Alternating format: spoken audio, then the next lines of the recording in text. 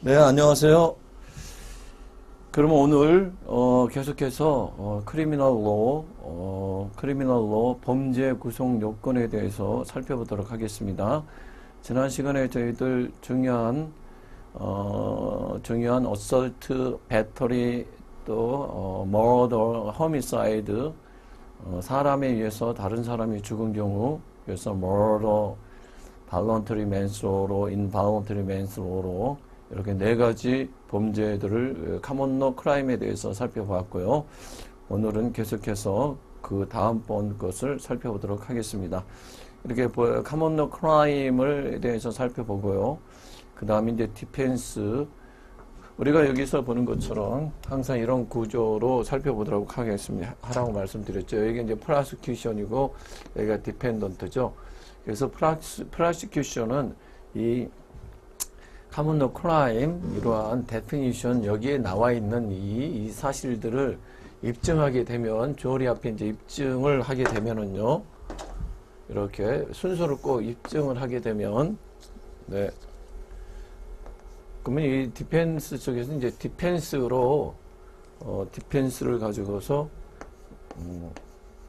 이제 방어를 하는 이런 형태니까요.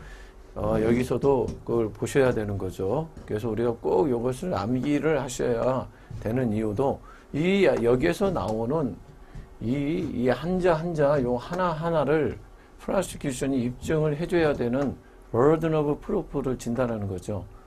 그래서 여기서 하나라도 입증을 못하면 그러면 이제 beyond the reasonable doubt으로 입증을 못한 것이 돼서 결국은 범죄 입증을 실패함으로 인해서 이제 무죄를 받게 되는 거죠. 이런 거니까 우리가 여기서 살펴봐야 되는데 레이프를 한번 살펴보자고요.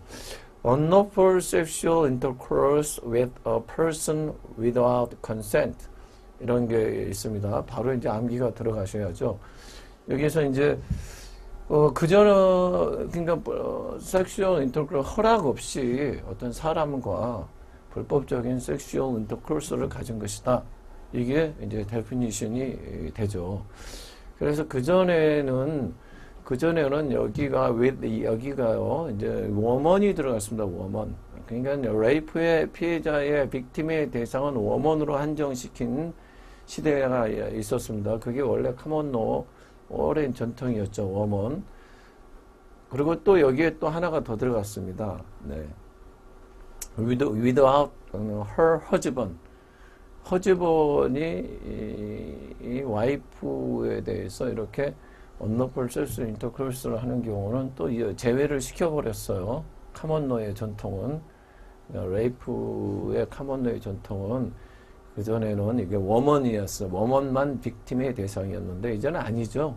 남자도 이제 빅팀의 대상이 돼서, 이게 완전히 그래서 a person으로 들어간 거고, 여기 이제 삽입구, without her husband.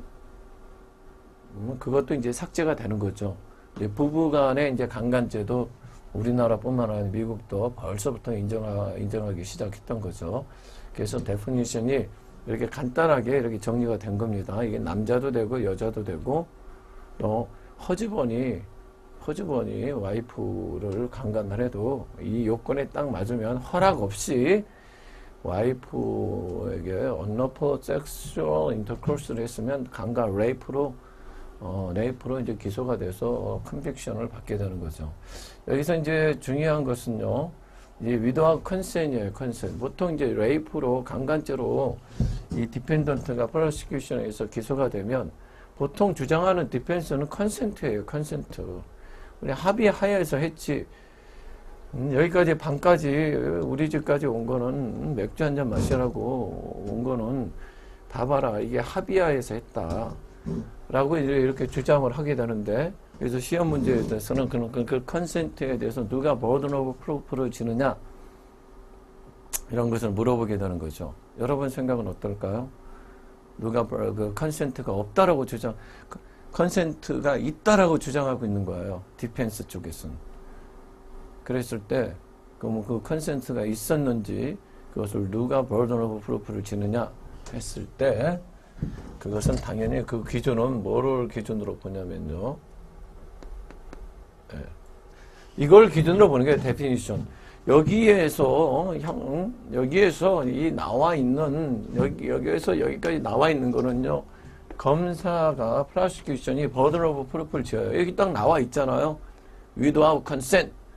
그러니까 디펜스 쪽에서 컨센트가 있었다라고 이렇게 문제 제기를 하면 뭐 문제 제기를 안 해도 마찬가지죠. 안 해도 여기에 범죄 구성 요건에 나와 있는 이 사실은 철저하게 입증을 해줘야 되는 게 이제 검사의 의무가 되는 거죠. 그래서 버든 오브 프루프를 이렇게 분배할 때 여기에 데피니션에 나와 있는 거는 검사가 beyond reasonable doubt으로 하나도 빠짐없이 다 입증을 해줘야 돼요. 여기 without consent이 들어가 있잖아요. 그냥 컨센트 없이 그 여자와 unlawful sexual intercourse를 가졌다. 그래서 컨센트가 없었다는 것을 이미 상대방이 문제 제기를 하지 않아도 입증을 해줘야 되는 거예요. 이게 이제 빠져 있는 경우가 있어요. 빠져 있는 주마다 틀리다고 그랬죠. 뭐 이게 혹시 빠져 있다. 요것만 있다. 그럼 검사는 여기에서 여기까지만 입증하고 되고, 요 부분을 이제 디펜스 쪽에서 디펜스로서 이제 입증을 하게 되는 거죠. 이런 식으로 버든 오브 프루프가 이제, 서로가 이제 나눠 갖게 된다는 거죠. 나누는 기준은 이 데피니션에 나와 있는 것은 철저하게 하나도 빠짐없이 검사가 버든 오브 프루프를 진다. 이것이 이제 여기에 관련돼서 시험 문제 이제 잘 나오고요.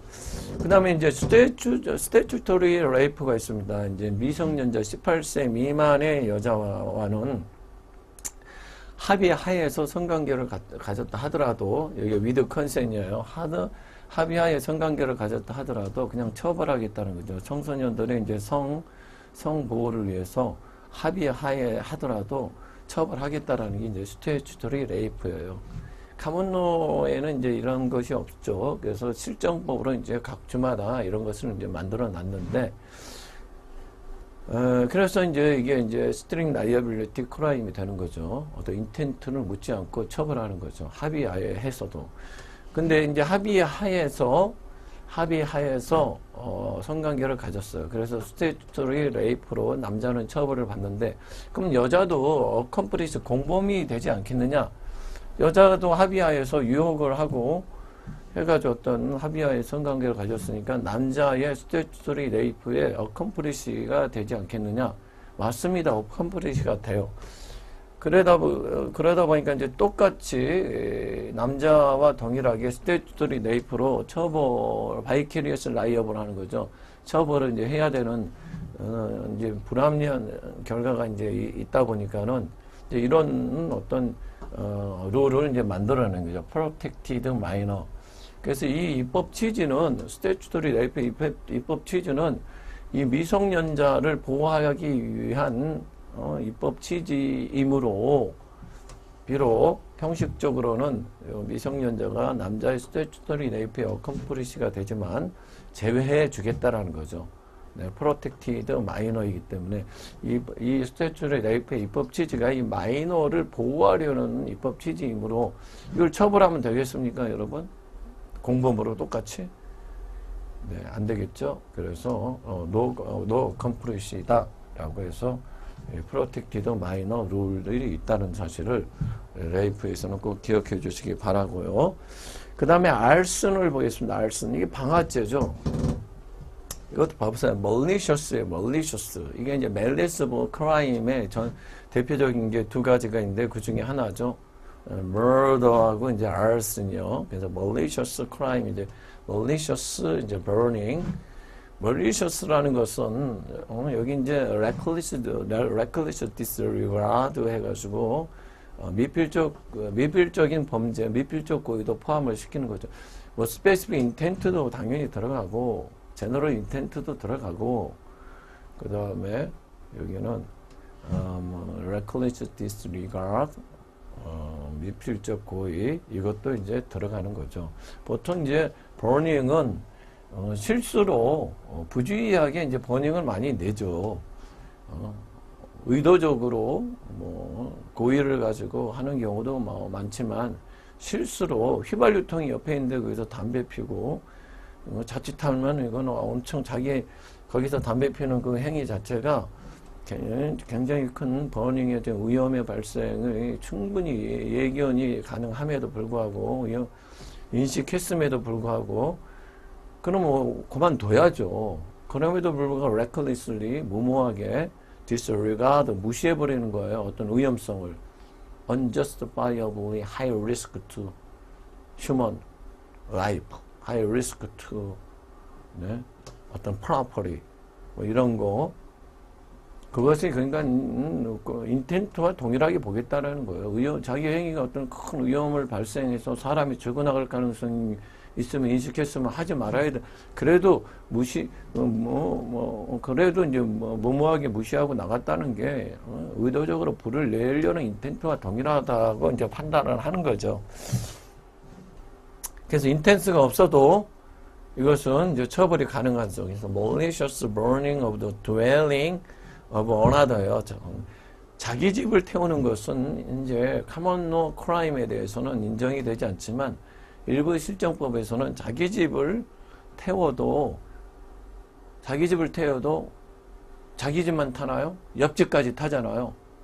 그런 어떤 사회적인 위험성을 발생한다는 측면에서 자기 집을 태워도 arson으로 인정하는 주도 있습니다만 우리 카몬노 크라임에 대해 있어서는 그냥 전통적인 arson은 다른 사람의 집을 태웠을 때 그것은 이제 arson이라고 하는 거죠.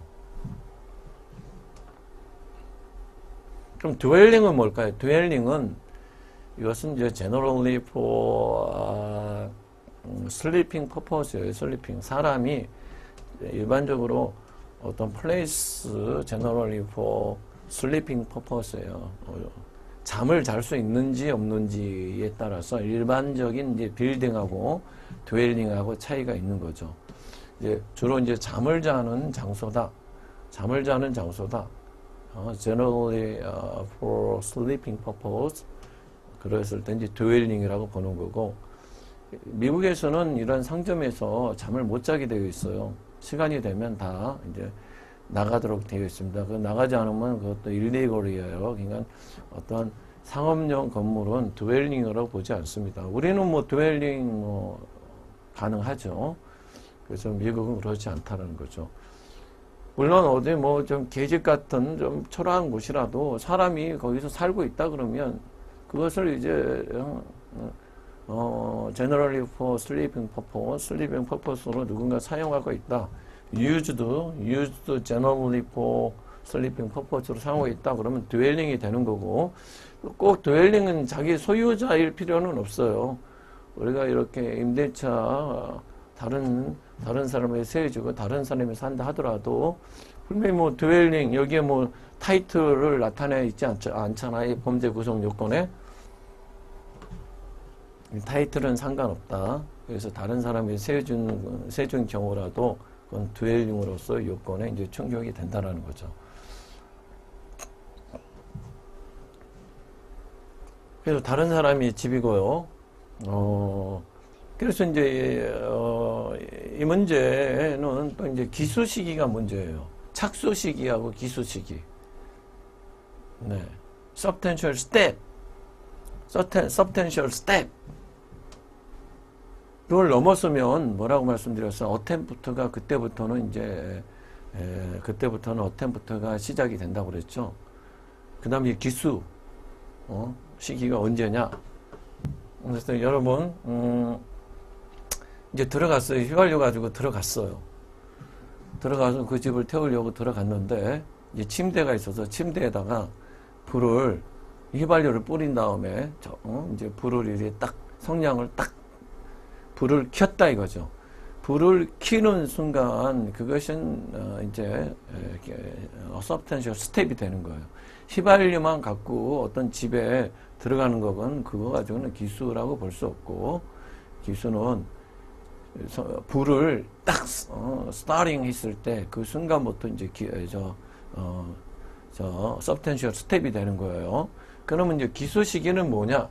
그래서 이거 했더니 그 침대만 달랑 태웠다. 그랬을 때는 그건 기수는 아니에요. 기수는 최소한 건물의 어떤 구조적인 부분이 차가 돼야죠. 차. 여러분 차. 네. 이 차가 있습니다.